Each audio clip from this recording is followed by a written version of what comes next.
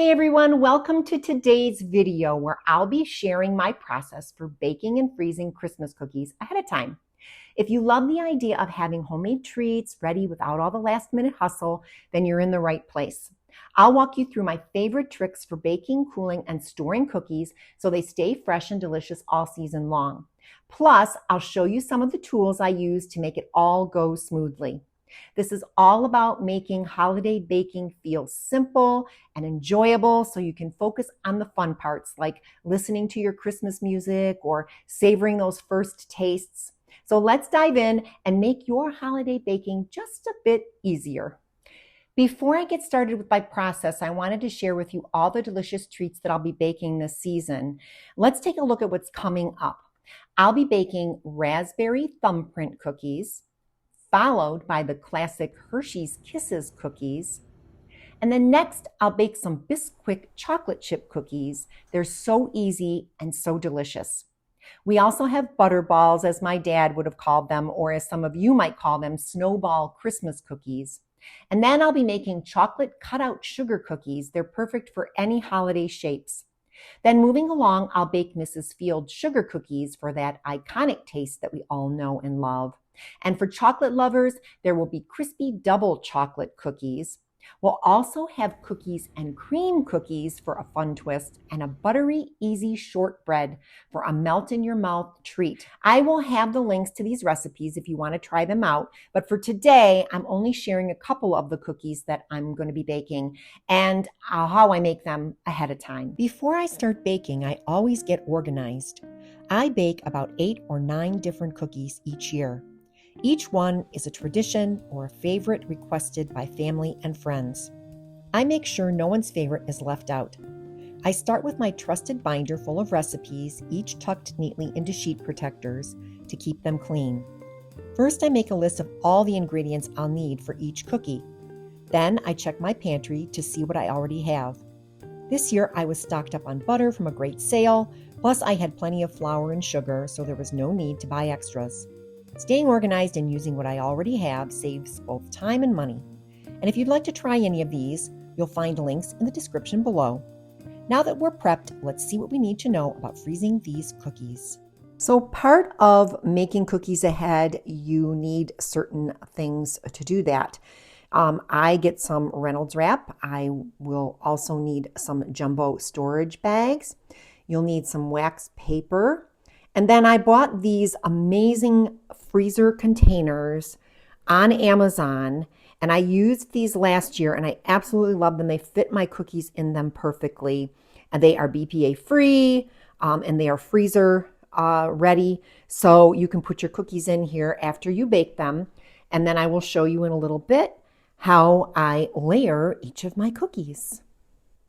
So today I'm starting out with my Bisquick chocolate chip cookies that I make every year. And then we're going to go over here and I am going to be making my raspberry thumbprint cookies. I love this method because you use these sugar cookie mixes. It makes it so much easier. So I'm going to do those two cookies today. And then I also will go over here. I have double ovens, so I set both of my ovens to the degrees that I need.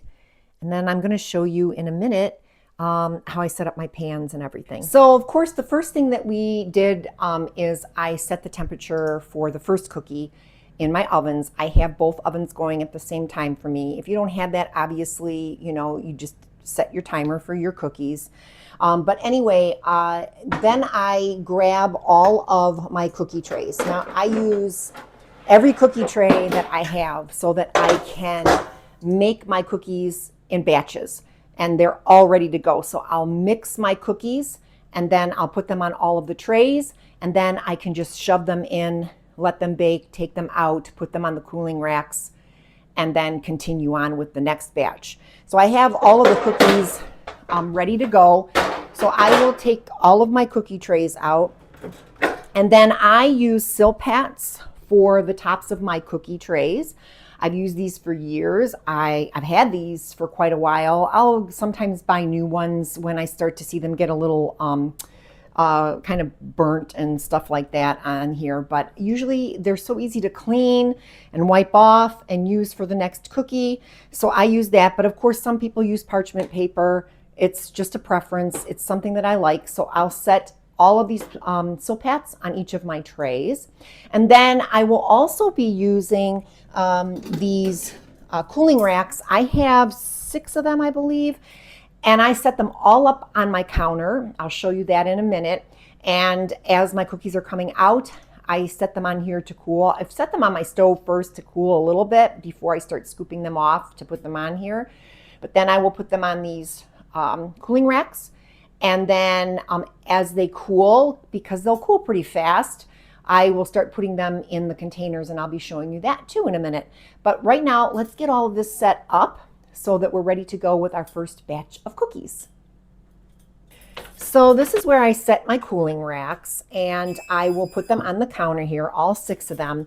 And the great thing that I love about these cooling racks is that you can actually stack these like so. So if you have a smaller space and you need to put all of the trays out like this, the cooling racks out, this is a great like space saver. And I've used these in my refrigerator too and everything to just stack things if I need to, so I can have extra space and extra shelving or whatever. But I love this. I've used these for years now, and I think I got these at Costco when I bought them, but you can get them anywhere. So now I have my cooling racks sitting on top of my counter, and I'm ready to start baking and mixing my cookies. And then when they're ready to cool, I'll be putting them on top of these wonderful cooling racks. So this is where I'll have my trays until I fill them up. And then I will just set them on the side here. But I will be adding all of my silpats so that they're ready to go. And then I'll put them on the other counter here that I have to my left.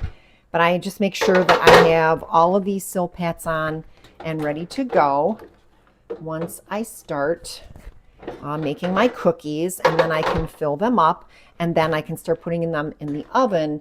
And then, like I said, when they come out of the oven, I will put the hot trays on here, and I will show you that in a minute once we get some cookies done. Of course, when you start baking cookies, it's always important to set the mood. So I always start up my speaker, and then we're going to turn on some Christmas music so that we can bake and have some music going. I'm so excited to share this recipe for Bisquick chocolate chip cookies with walnuts. I discovered it years ago when I needed a quick dessert for a party. A quick online search led me to this recipe, and it's been a hit ever since. These cookies have all the flavors of a traditional chocolate chip cookie that come together so easily. I use butter, Bisquick for the flour, chocolate morsels, vanilla, and brown sugar, simple ingredients that you probably already have on hand.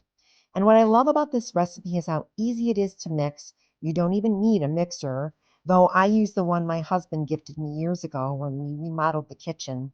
He surprised me with it for Christmas because he knows how much I love to bake. It's a special gift that sits on a custom stand in my island, so I can easily pull it out without having to lift it from the cabinet.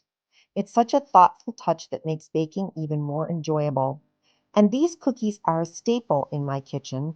They're always requested during the holidays, and I love having a batch in the freezer for gifting or when unexpected guests drop by. They're simple, delicious, and perfect for Christmas. So let me show you how I put these together.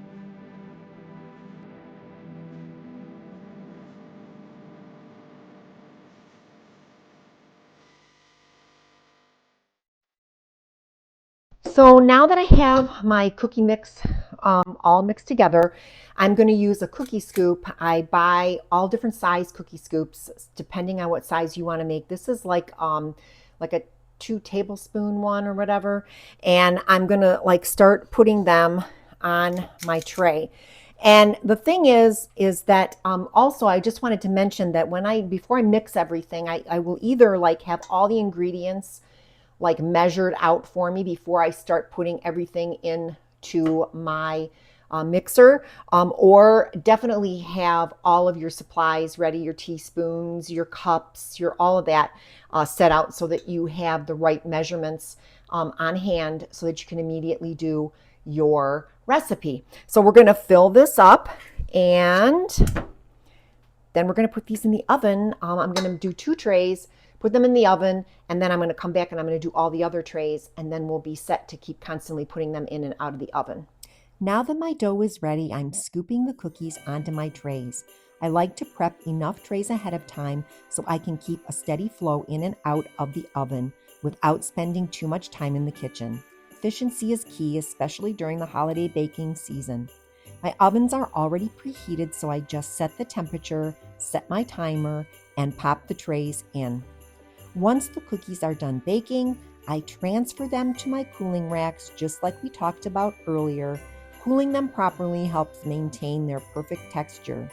These cookies turned out absolutely delicious, and I couldn't be happier with how they look. And of course, don't forget one of the most important steps, taste testing. You've got to try at least one cookie just to make sure they're as good as they look. Quality control, right? So in a few minutes, I'm going to show you how to freeze the cookies. And what I like to do is I like to start at the bottom of the freezer box, or even if you're going to put them in Ziploc bags, I like to layer them. So what I do is I put a piece of foil on the bottom of this container, and then I will add the cookies, and then I will add a layer of wax paper, then more cookies, and continue on until the top. And then the very top, I will add some more foil. Then I will snap this shut because it's really good to have an airtight container for this when you're going to put them in the freezer, and make sure that they're absolutely fully cooled. You don't want them to have any kind of warmth or anything, because then it'll sort of add those little crystals to the tops of your cookies, and you don't want that. So you'll finish with the foil at the top, and then you will cover it up. And then I love to get these hefty storage jumbo 2-gallon or 2.5-gallon bags, and I actually slip this into this and then slide it closed, and then I put them in my freezer until I'm ready to start putting them on my trays. And with these bags, you can also take a Sharpie and write down what's in here if you want to. But because they're clear, you can usually see which cookies are in each of the containers, that's another reason why I like these. So in a few minutes, we're going to do that, and I will be right back. Now it's time to prepare the cookies for freezing. I like to use freezer-safe boxes to keep everything fresh and organized. But you can also use cookie tins with tight-fitting lids. First, I line the bottom of the box with foil. Then I add a layer of cookies, arranging them carefully. And once that layer is complete, I top it with wax paper to keep the cookies separate and protected. From there, I repeat the process, layering cookies and wax paper until I reach the top of the box or tin. When the box or tin is full, I finish with another layer of foil on top. Heavy-duty foil is great if you have it, but regular foil works just fine. I snap the lid on securely and for extra protection. I slide the entire box into a jumbo Ziploc storage bag. These bags fit perfectly and add an extra layer to keep the cookies fresh. Finally, I use a Sharpie to label the bag with the type of cookie inside. And trust me, this step saves so much time later when you're pulling cookies from the freezer. And don't forget, make sure your cookies are completely cool before you start layering. This prevents condensation and keeps them tasting their best. Now, our cookies are ready to store and enjoy later. So I'm done boxing these cookies up for the freezer. I showed you step by step how to do that. I'll have the link below for you for these boxes from Amazon. And you'll be able to see what those are like and how much they are. But if you want to, you can also go to the Dollar Tree. And last year they had some really great cookie containers that actually the lids snapped shut pretty well and airtight. And then as long as you put them in these Ziplocs, you can do the same thing and you can layer them. Now I only put one type of cookie in each container. I don't layer these with all different kinds of cookies, basically because they all taste different, they all smell different, and I don't want all those flavors to meld together. So I make sure that when I'm doing these, I only put in the one type of cookie at a time. And then I do about 9 cookies each year. And so what I like to do is I like to start around the middle of November, and then I start doing them each week until I am done with them. I'll usually do like 1 or 2 cookies a day until I finish them up. Some of them take a little longer and are more involved, so I'll do just like 1 cookie that day. But again, that's how many I do, and it's because basically I have people that have favorite cookies, and so I want to make sure that I have their favorite cookies in the boxes. And I also start that early because to plate them up, I am giving these cookies out all through the month of December. I meet up with friends. I might want to give some to my neighbors with like a bag of coffee. And then, of course, Christmas comes and family is here, and I like to send them home with a bunch of cookies to take home as well. So that's why I like to do that. They're all ready to plate up as I go, and I can take them out of the freezer and do that. Now, again, when you take these out of the freezer, you'll probably need most of the morning or the day to let them thaw out. And then you can put them in the containers, or you can even just still have them frozen, plate them up when you're ready, and then put them back in the freezer right away so that you can have everybody's cookie containers ready. But I usually wait until it's really close to when I'm going to give them to somebody so that I don't have to have all the cookies together so that all those flavors melt together. And so that's about it. So now I'm going to get ready and do my next batch of cookies. We're going to be doing the thumbprint cookies. I'll show you a little bit of that. And then that's about it. So I just wanted to share that with you. I hope this all makes sense.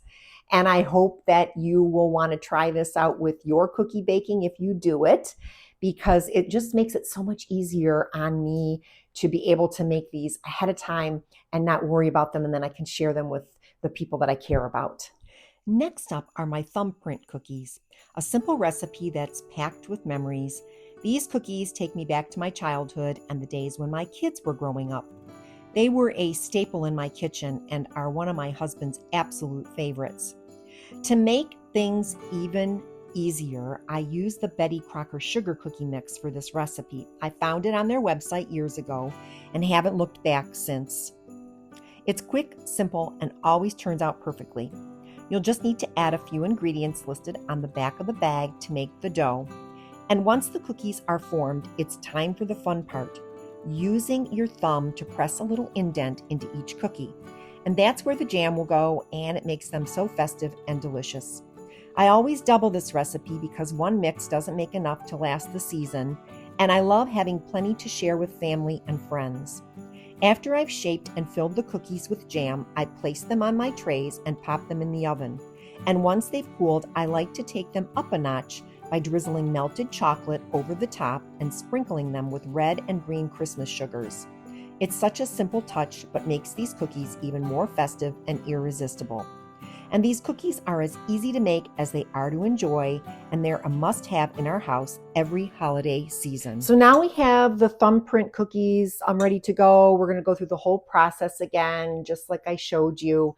But I did want to point out one thing is that when I make my cookies, the recipes that I have, I always double them because I have quite a few people that I hand cookies out to, and I make larger containers for everyone. So that's why I double all of my recipes. So you will notice that the cookie recipe that I just did only called for like 1 package of the cookie mix. but I did two, and then I mixed them up. So that's just something to keep in mind when you're making these, because when you do just the batch, you'll see that it's not very large. There's not a lot of cookies there. But if you're doing just small little plates for everybody, that's fine.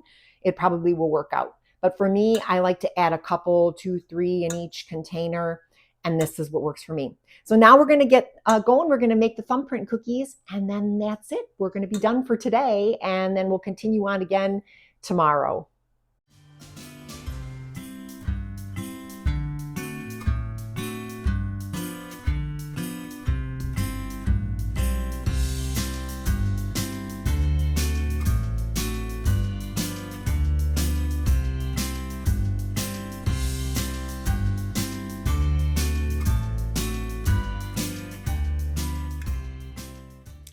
So for these cookies, we're going to need to add some drizzle of vanilla chocolate chips on the top.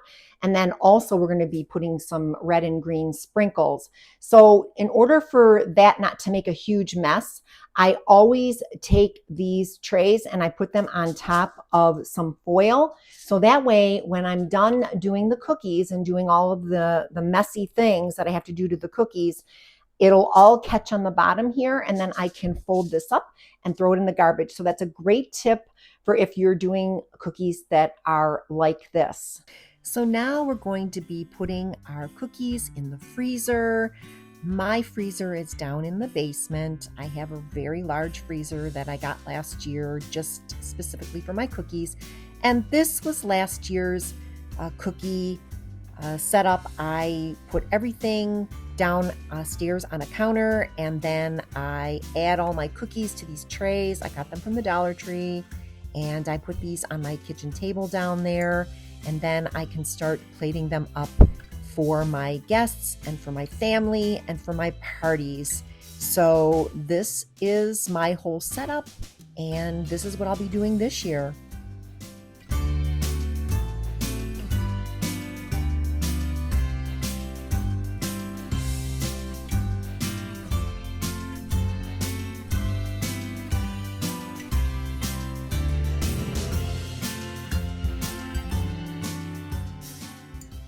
Well, that's it for my cookie baking process. Thank you so much for sticking around and watching me work through it all.